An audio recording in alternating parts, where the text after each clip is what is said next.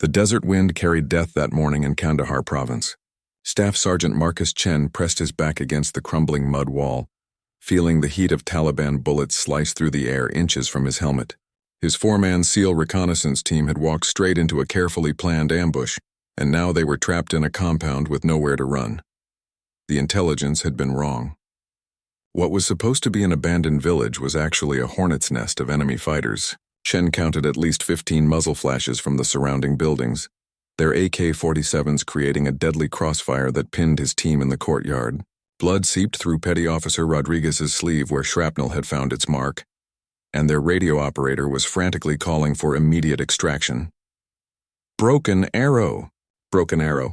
Seaman Davis shouted into his headset, using the code for troops in contact and requiring immediate assistance. The static-filled response from their forward operating base was not what they wanted to hear. The nearest Apache gunships were 30 minutes out, engaged in another firefight 20 clicks north. 30 minutes might as well have been 30 hours. Chen watched as Rodriguez tried to apply pressure to his wound while still returning fire. The Taliban fighters were closing in, moving from building to building with practiced precision. These weren't untrained militants. They moved like soldiers, communicating with hand signals and coordinating their assault with military discipline. Someone had planned this ambush carefully, studying American patrol patterns and choosing the perfect killing ground. The compound offered minimal cover. Ancient walls provided some protection, but they were already crumbling under the sustained gunfire. Chen could see dust and debris raining down with each impact. Their ammunition was running low, and the enemy seemed to have unlimited rounds. Every few seconds, another fighter would appear in a new window or doorway, forcing the SEALs to split their attention across multiple threats. The radio crackled with updates from base. Eagle 6, be advised, QRF is mobilizing, but ETA is 25 minutes minimum. Air support still unavailable. Can you hold position? Chen looked around at his trapped team and keyed his radio. Negative on holding position. We need immediate assistance or we're going to be overrun. As if responding to his words, the Taliban fighters launched a coordinated assault. Smoke grenades burst around the compound's perimeter, and Chen could hear boots running across rooftops. They were about to be surrounded completely. Rodriguez was growing pale from blood loss, and their defensive position was about to collapse. The sergeant made a quick calculation. They had perhaps 5 minutes before the enemy closed the noose completely. Then something impossible happened. The sharp crack of a high-powered rifle echoed across the valley, different from the chatter of assault weapons.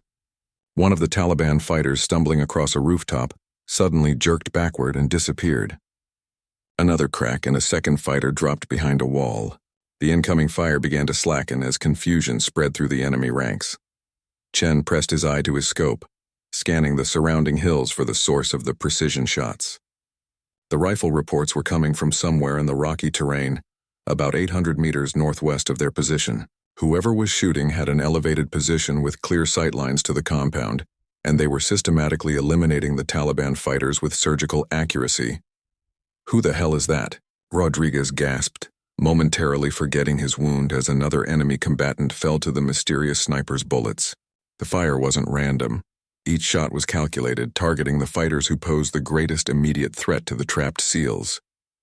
It was as if someone was reading the battlefield like a chessboard, moving pieces to protect the Americans. The Taliban fighters had noticed the sniper too. Chen watched through his scope as several of them abandoned their assault on the compound and began firing wildly toward the hills. Their panic was evident.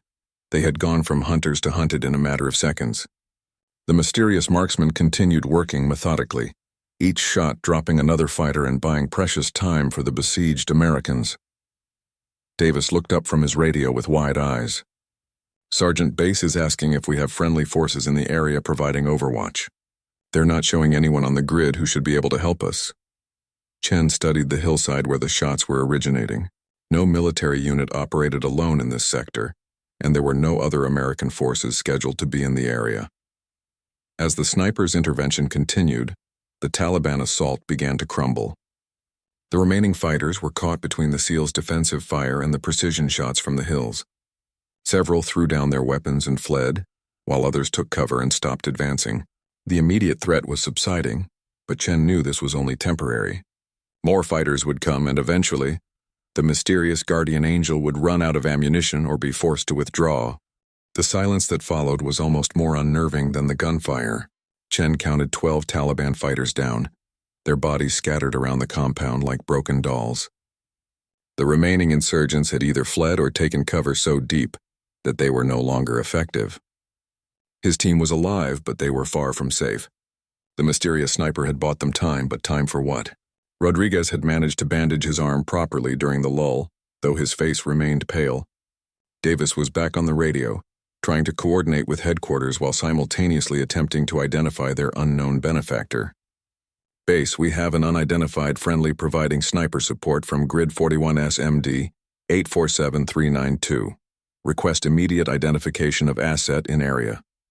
The response came back negative. No American coalition or Afghan National Army units were operating in that sector. No CIA or Special Operations Forces were listed on the daily briefing. According to every database and operational plan, the SEALs were completely alone in this hostile territory. Yet someone with exceptional marksmanship skills was systematically eliminating threats against them. Chen studied the ridgeline through his binoculars. The shots were coming from a position that would require expert fieldcraft to reach undetected.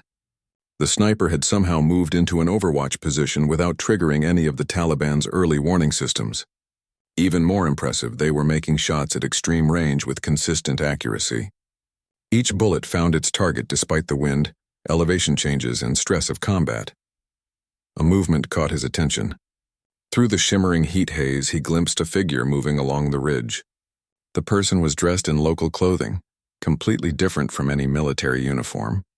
Even more shocking was the slight build and movement pattern. "Rodriguez, take a look at this," Chen whispered, handing over the binoculars. "Tell me what you see on that ridge."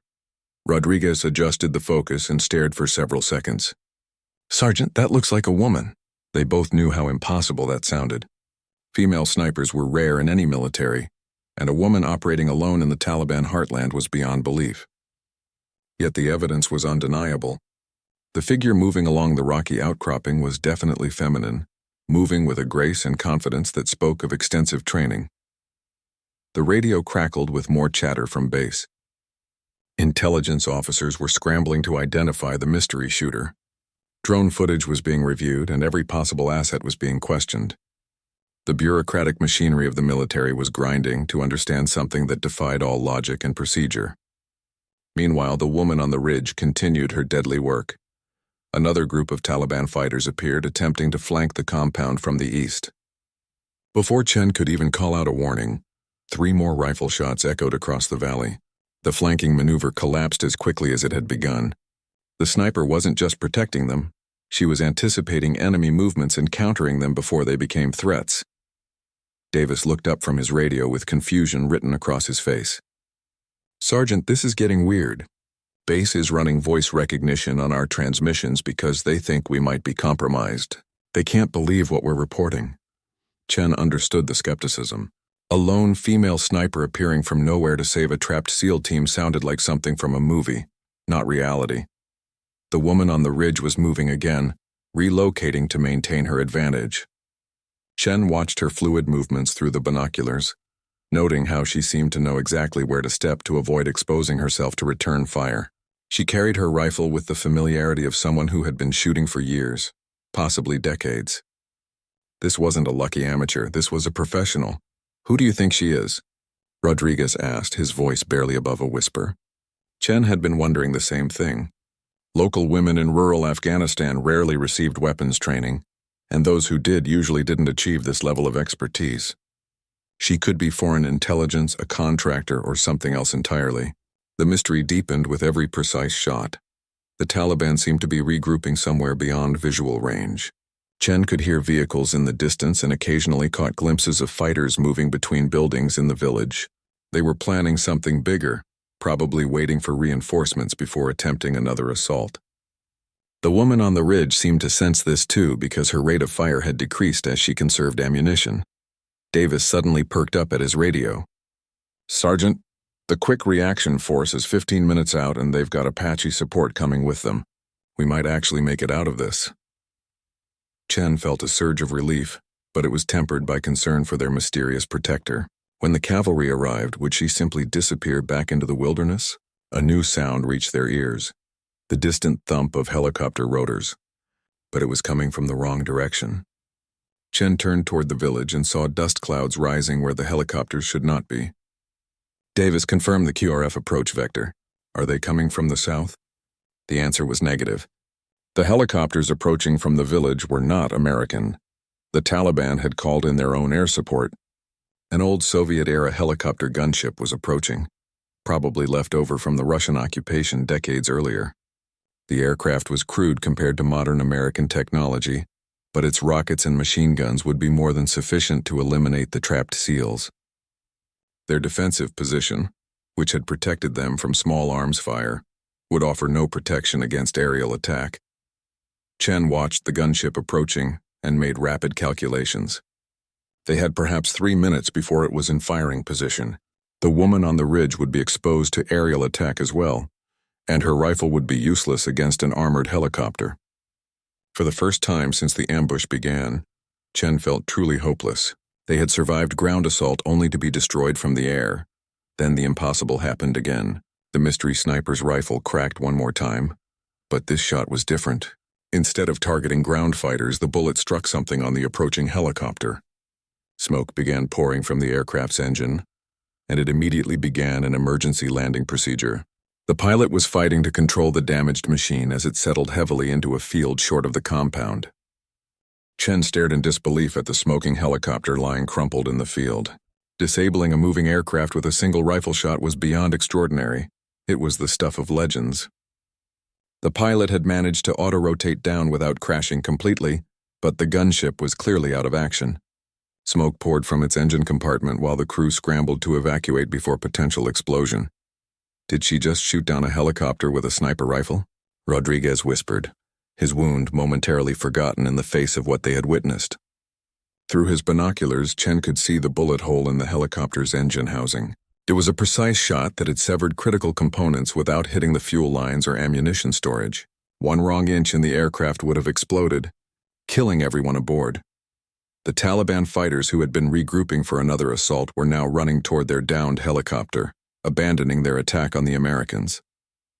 The sniper had accomplished something that surface-to-air missiles often failed to do, and she had done it with surgical precision that preserved human life while eliminating the threat.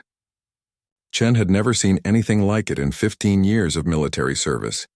Davis was frantically updating headquarters on the new developments. Base, be advised the enemy gunship is down. Repeat, helicopter is down and crew is evacuating. Unknown friendly continues to provide overwatch and support. The radio operator paused, listening to the response, then looked up with bewilderment. Sergeant, they're asking if we're certain about what we're reporting. Intelligence is saying it's impossible.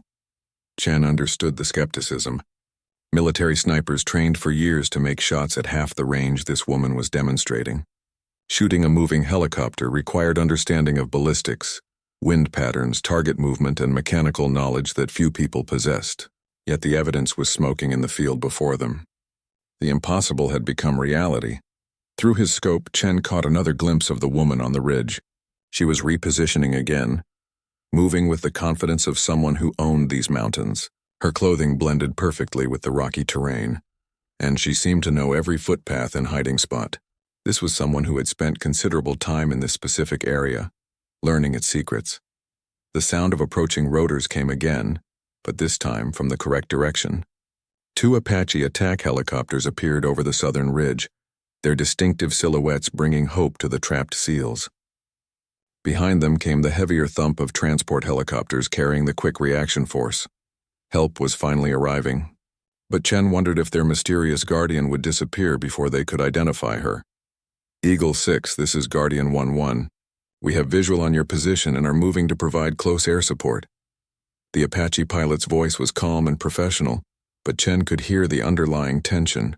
The air crews had been briefed on the unusual situation and were undoubtedly scanning for the mystery sniper who had been protecting the ground. Team. The Taliban fighters seemed to recognize that the balance had shifted decisively against them. Many were already fleeing toward the village, abandoning their wounded and equipment.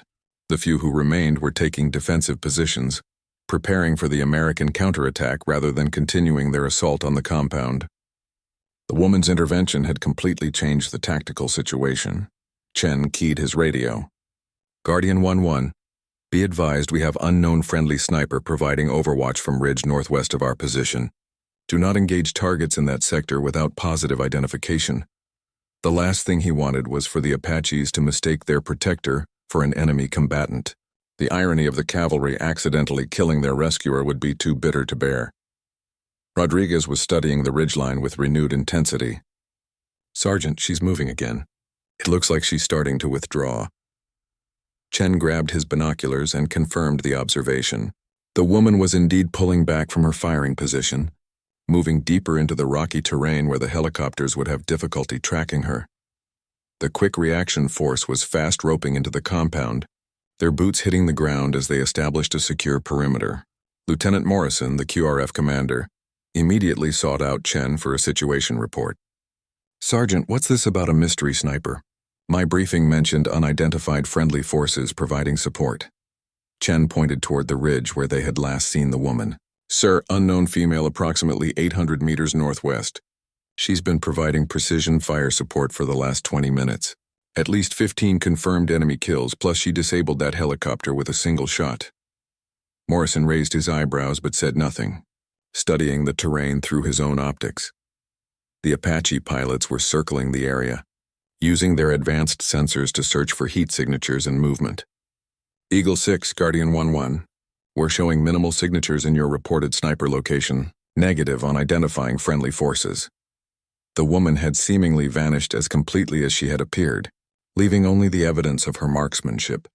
Scattered around the battlefield, Davis was coordinating the medical evacuation for Rodriguez while simultaneously fielding questions from multiple headquarters units. Every intelligence agency wanted information about the mystery shooter. The CIA, Military Intelligence, and Special Operations Command were all demanding immediate debriefs. The woman had created a bureaucratic firestorm simply by saving American lives. Sir, what do we tell them? Davis asked Morrison, gesturing toward his radio. The lieutenant considered the question carefully. Official reports would require evidence, witness statements, and confirmation from multiple sources. Yet the only evidence was circumstantial: enemy bodies, a disabled helicopter, and the testimony of 4 SEALs who insisted a woman had saved their lives. Morrison made his decision. We report exactly what happened. Unknown sniper provided effective support during enemy contact. Identity and origin unconfirmed, but intervention was decisive in preventing friendly casualties. It was a careful bureaucratic answer that acknowledged the facts without making claims that couldn't be proven, as e. The medical helicopter arrived to evacuate Rodriguez. Chen took one last look at the ridge where their mysterious protector had operated. The terrain was empty now, showing no sign that anyone had ever been there. Wind was already beginning to cover any tracks in the sandy soil. Within hours, there would be no physical evidence of the woman's presence. The Taliban bodies told a different story. Each had been killed by precise shots that spoke of exceptional skill and training. The helicopter's engine showed expert knowledge of aircraft systems. Someone with extraordinary capabilities had chosen to intervene on behalf of American forces, then disappeared without seeking recognition or reward. The question that would haunt Chen was simple. Who was she, and why had she helped them? Back at Forward Operating Base Chapman, Chen sat across from Major Sarah Hoffman, the intelligence officer assigned to debrief his team. The sterile white walls of the interrogation room felt claustrophobic after the open desert, and the fluorescent lights cast harsh shadows that reminded him of the muzzle flashes from the ambush. Hoffman had been asking the same questions for 2 hours, approaching the incident from every possible angle. Sergeant Chen, I need you to understand the implications of what you're claiming, Hoffman said, tapping her pen against a thick folder. A lone female operative with advanced sniper training, operating independently in Taliban territory, who somehow knew exactly when and where to intervene to save your team. Do you realize how that sounds? Chen met her gaze steadily. Ma'am, I know how it sounds. I was there. Rodriguez was bleeding out. Davis was calling for immediate extraction, and we were about to be overrun. Then someone started dropping Taliban fighters with precision shots from 800 meters. I don't care how impossible it sounds, it happened. The Major opened the folder and spread several photographs across the table. Aerial reconnaissance images showed the compound where the ambush occurred, marked with numbered indicators where bodies had been found. Each Taliban fighter had been killed by a single shot, most of them head or upper torso hits that spoke of exceptional marksmanship. The bullet trajectories all pointed back to the same general area of the ridge. The ballistics analysis confirms your account about the shooting positions, Hoffman admitted, but we found no physical evidence of anyone being on that ridge. No shell casings, no footprints, no equipment left behind. It's as if your mystery sniper was a ghost who left no trace of her presence. Chen had expected this. Professional snipers were trained to police their brass and eliminate evidence of their positions. What surprised him was the complete absence of any sign that someone had been there. Even special operations forces usually left some indication of their presence, no matter how carefully they operated. This woman had been more thorough than anyone in his experience. Rodriguez had been evacuated to Germany for surgery on his arm, but he had given his statement before departure. Davis and the fourth team member, Petty Officer Williams, had corroborated every detail of Chen's account. 4 professional soldiers had witnessed the same impossible events, yet the physical evidence was minimal. The military intelligence apparatus was struggling to categorize something that defied standard explanation. "What about local intelligence sources?" Chen asked. "Has anyone in the area reported unusual activity or mentioned a woman with advanced combat training?" Hoffman shook her head grimly. "That's another puzzle. Our Afghan interpreters and local contacts have heard nothing. No rumors, no stories, no whispers about a female sniper operating in the region. In a culture where gossip travels faster than radio, that's almost impossible." The photographs showed the damaged helicopter in remarkable detail. Forensic analysis had confirmed that a single rifle bullet had severed critical engine components, causing catastrophic failure without triggering an explosion. The shot required intimate knowledge of Soviet-era helicopter design, understanding of mechanical systems, and the marksmanship to hit a moving target at extreme range. Chen studied the images and shook his head in wonder. "Major, what kind of training would someone need to make that shot?" he asked. Hoffman consulted another document before answering. "According to our weapons experts, it would require military sniper training at the highest levels, mechanical engineering knowledge, and probably specific education about aircraft systems. We're talking about someone with years of specialized training, not a lucky amateur."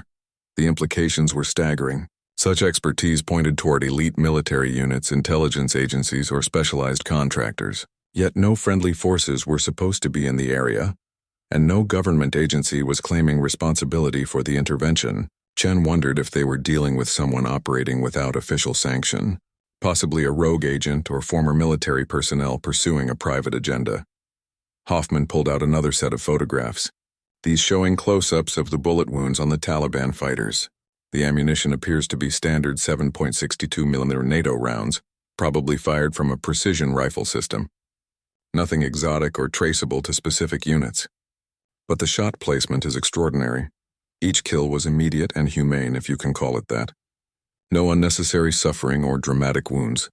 Chen remembered the methodical nature of the sniper's work. Each shot had been calculated to eliminate threats while minimizing collateral damage. Even when disabling the helicopter, she had chosen a method that preserved the crew's lives while neutralizing the aircraft.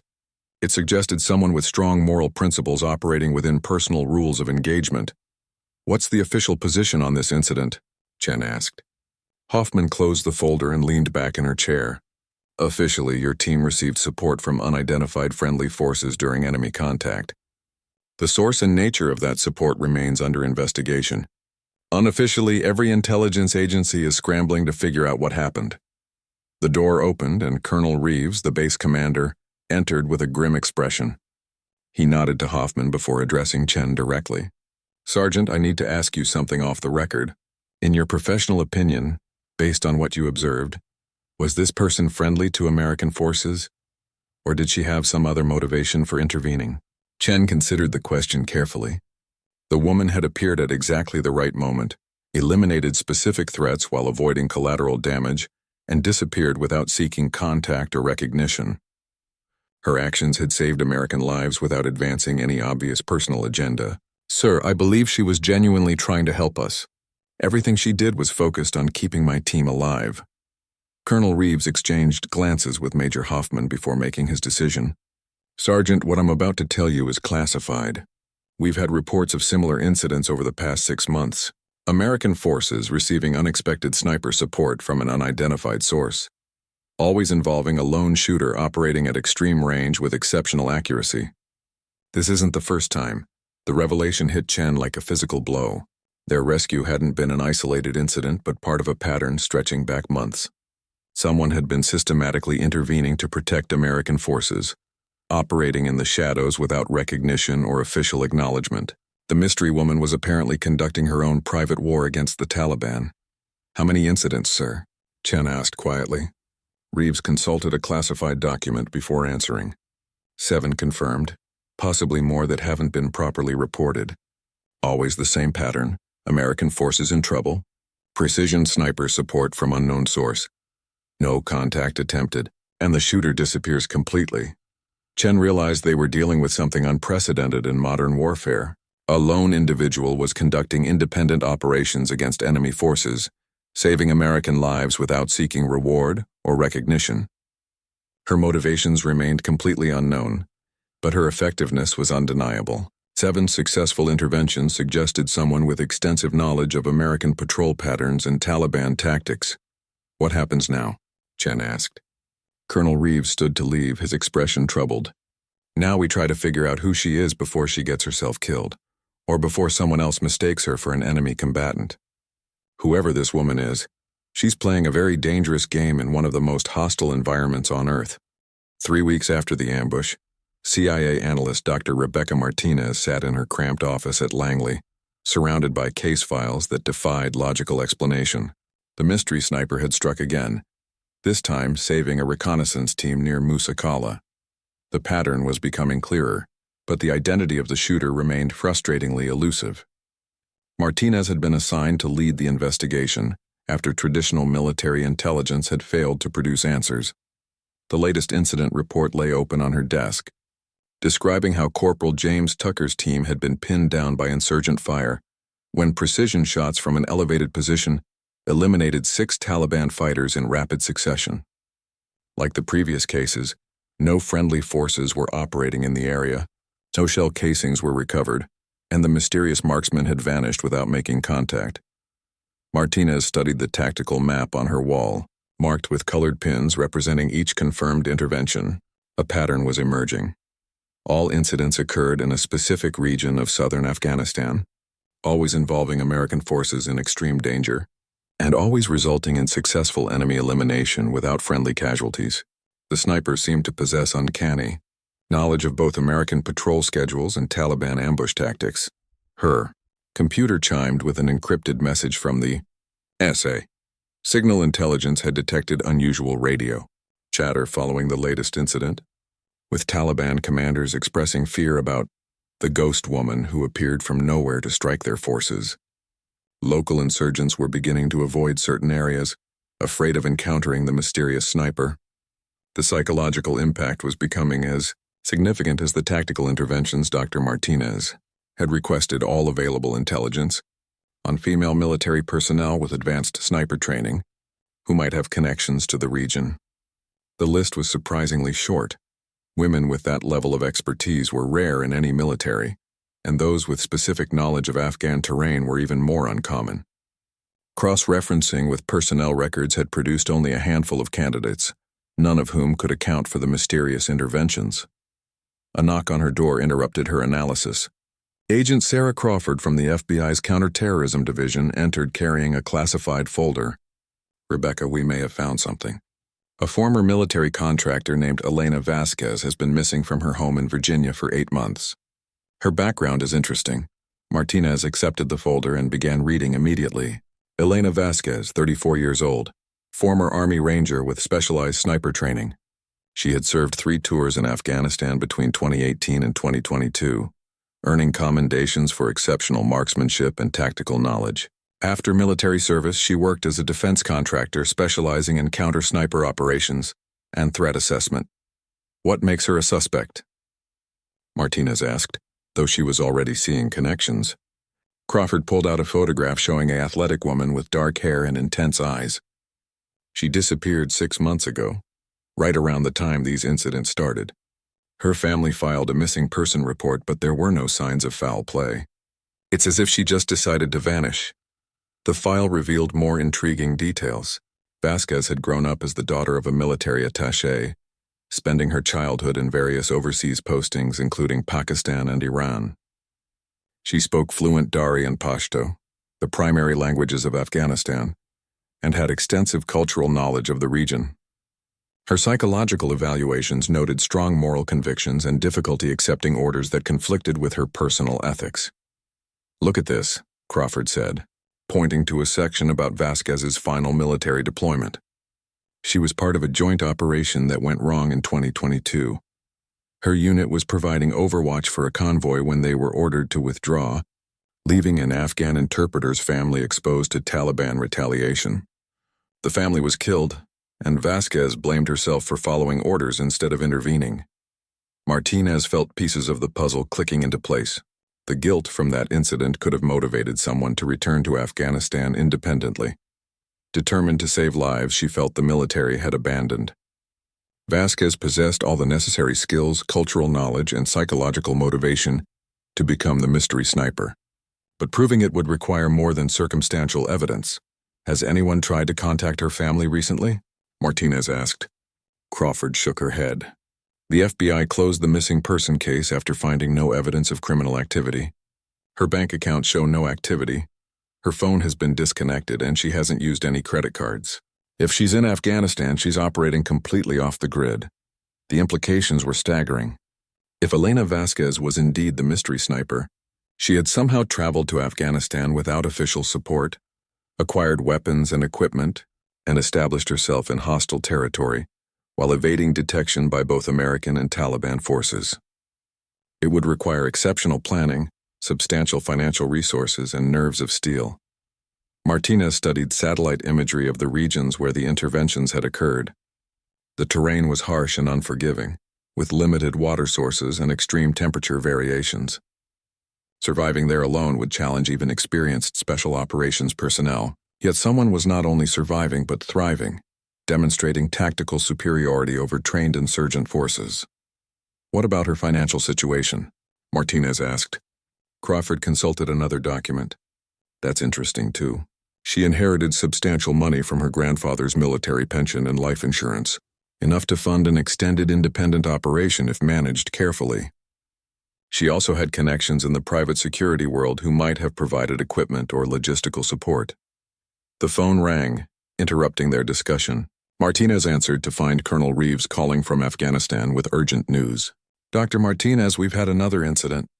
This time the Taliban tried to set a trap specifically for our mystery sniper. They staged a fake ambush hoping to draw her out, but she saw through it and eliminated the entire trap team without exposing herself." Martinez felt a chill of recognition. The tactical sophistication described by Colonel Reeves matched Elena Vasquez's training profile perfectly. Professional snipers were taught to recognize and avoid ambushes, but few had the patience and discipline to turn such situations against their enemies. "Colonel, did your people get any visual confirmation this time?" "Negative, but we found something interesting. One of the dead Taliban fighters had a note in his pocket, offering a $10,000 reward for information about the American woman ghost. Someone's taking this very seriously, and they're starting to close in on her location." The conversation ended with a sobering realization. Whether or not Elena Vasquez was their mystery sniper, the woman responsible for these interventions was now being actively hunted by enemy forces. Her cover was blown and she was operating in increasingly dangerous circumstances. Time was running out to identify and potentially extract her before she became another casualty of Afghanistan's endless conflict. Martinez made her decision. "Sarah, I need you to coordinate with military intelligence and prepare an extraction plan. If Elena Vasquez is in Afghanistan, we need to find her before the Taliban does. She saved enough American lives to earn our protection, regardless of whether her mission has official sanction." Crawford nodded grimly. "What if she doesn't want to be extracted? Someone operating independently for this long has made a conscious choice to stay. She might refuse help even if we locate her." Martinez stared at the tactical map. counting the pins that represented American lives saved by the mystery woman's intervention. Then we make sure she has the option, whether she's Elena Vasquez or someone else entirely. She's earned the right to choose her own fate. But first we have to find her before her luck runs out. The radio crackled to life at 03:47 hours. Breaking the pre-dawn silence at Forward Operating Base Chapman, Staff Sergeant Chen, who had been unable to sleep since returning from medical leave, was in the communications center when the transmission came through on an emergency frequency. The voice was female, calm, and speaking in perfect English with a slight accent that suggested years of overseas living. Any American station, this is Wildcard. I am a friendly asset currently surrounded by hostile forces. Grid 41 SMD 823445. Request immediate extraction if possible. I have information valuable to ongoing operations. This will be my only transmission. Chen grabbed the radio microphone before anyone else could respond. Something about the voice triggered recognition deep in his memory. Wildcard, this is Eagle 6 actual. State your condition and estimated number of hostiles. The pause seemed to stretch forever before the response came back. And when it did, Chen felt his heart skip a beat. Eagle 6. I count approximately 30 hostiles converging on my position. They've been tracking me for 3 days and finally have me cornered. I'm the sniper who provided overwatch during your incident 3 weeks ago. Tell Sergeant Chen that the woman on the ridge is requesting assistance. The communications center erupted into controlled chaos as officers scrambled to coordinate a rescue mission. Colonel Reeves arrived within minutes, already dressed and alert despite the early hour. Chen briefed him quickly while technicians worked to triangulate the transmission source. The grid coordinates placed Wildcard in mountainous terrain 15 kilometers from the nearest American position. Sir, we have to go get her, Chen said urgently. That woman saved my entire team. She's been out there alone for months, protecting American forces without any support or recognition. We can't abandon her now. Colonel Reeves studied the topographical map where technicians had marked the transmission point. The terrain was brutal.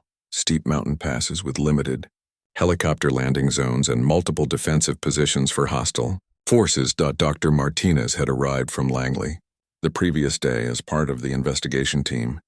She burst into the communications center carrying the file on Elena Vasquez, her face flushed with excitement and concern. Colonel, if that's our mystery sniper, she's been operating independently for 8 months. She has intelligence about Taliban operations, weapons caches, and command structures that could be invaluable. The rescue planning proceeded with military precision, but everyone knew the odds were against success. 30 Taliban fighters in defensive terrain represented a significant force, especially when they had 3 days to prepare positions and plan ambushes. A helicopter assault would be detected early and could result in heavy casualties among both rescue forces and the person they were trying to save. Eagle 6. Wildcard. The radio crackled again, the woman's voice still calm despite her desperate situation. Be advised I am wounded and low on ammunition. Estimate 10 minutes before my position is overrun. If extraction is not possible, please inform my family that Elena Vasquez died serving her country. Chen felt confirmation wash over him like cold water. Their mystery guardian angel was indeed Elena Vasquez, the former Army Ranger who had disappeared to wage her own private war against the Taliban. Now she was trapped and facing death in the same mountains where she had saved so many American lives. The irony was bitter and infuriating. Colonel Reeves made the call. Launch the QRF with full Apache support. I don't care about the risk assessment. We're going to get her. The Quick Reaction Force was already preparing for deployment, with Chen insisting on joining the mission, despite regulations about recently wounded personnel returning to combat. Rodriguez had also returned from Germany and demanded to be included. The flight to the mountains took 12 minutes, with 2 Apache gunships providing escort for the transport helicopters. Chen studied the terrain through night vision goggles, noting the steep ridges and narrow valleys that would complicate any rescue attempt. Taliban forces would have multiple firing positions and escape routes, making this a particularly dangerous operation. Wildcard, Guardian 1-1. We are 2 minutes from your position. Can you mark your location? The Apache pilot's voice was tense but professional. Elena's response came immediately, tinged with pain but still controlled. Guardian 1-1, I am in a cave system on the north face of the ridge. Hostiles are closing from 3 directions. I can provide suppressing fire if you need me to mark targets. Chen could hear gunfire in the background of her transmission, indicating that the final assault on her position had begun. Elena was literally fighting for her life while coordinating her own rescue, demonstrating the same calm professionalism that had characterized her months of independent operations. Even wounded and trapped, she remained focused on the mission. The Apaches engaged first, their chain guns and Hellfire missiles devastating the Taliban positions on the surrounding ridges. Elena had chosen her defensive position well. The cave provided protection from direct assault while offering clear fields of fire toward the approaches. Her knowledge of tactical terrain selection had kept her alive until help could arrive. Eagle 6, this is Wildcard. I can see your birds inbound. The cave entrance is marked by a red chemical light. Be advised there are at least 12 hostiles still active in the immediate area. Chen could see the red glow through his night vision as their helicopter approached the landing zone. The pilot was fighting wind shear and elevation challenges to get them close enough for a fast rope insertion. The rescue team hit the ground running, immediately taking fire from concealed Taliban positions. Chen led his squad toward the cave entrance while Rodriguez provided covering fire with his saw. The sound of Elena's rifle joined their firefight, her precise shots eliminating threats that the SEALs couldn't see in the darkness. Even wounded and trapped, she was still protecting American forces. Chen reached the cave entrance to find Elena Vasquez exactly as he had imagined her, a compact woman with dark hair and intelligent eyes, now pale from blood loss and exhaustion. Her left shoulder showed evidence of a gunshot wound, but she still held her rifle ready and maintained situational awareness of the battle around them. 8 months of independent operations had left her lean and weathered, but her eyes held the same calm competence he remembered from their first encounter. Sergeant Chen, I presume, she said with a slight smile despite their circumstances. Sorry for the dramatic exit strategy. These guys have been trying to collect that bounty on my head for days. Chen helped her to her feet, noting the professional way she secured her weapon and gathered essential equipment despite her wound. Even in defeat, Elena Vasquez maintained operational discipline. The extraction proceeded under heavy fire, with the rescue team fighting their way back to the helicopter, while Elena provided rearguard despite her injuries. She moved with the fluid grace of someone completely comfortable in combat, never wasting motion or exposing herself unnecessarily. Chen understood how she had survived alone for so long in hostile territory. As their helicopter lifted off, Elena keyed the radio one final time. Any Taliban forces monitoring this frequency, this is the American woman Ghost. I'm going home now, but remember this, as long as you threaten innocent lives, there will always be someone watching from the mountains. Then she powered down her radio and settled back against the helicopter's bulkhead, finally allowing exhaustion to show on her face. The woman who had saved countless American lives while remaining anonymous was finally safe. But Chen knew her story was far from over. Elena Vasquez had proven that one person with sufficient skill and determination could make a difference in the war against terrorism. Her 8 months of independent operations would be studied and analyzed for years to come. But the most important lesson was already clear. Sometimes the most effective warriors are those who choose their own missions.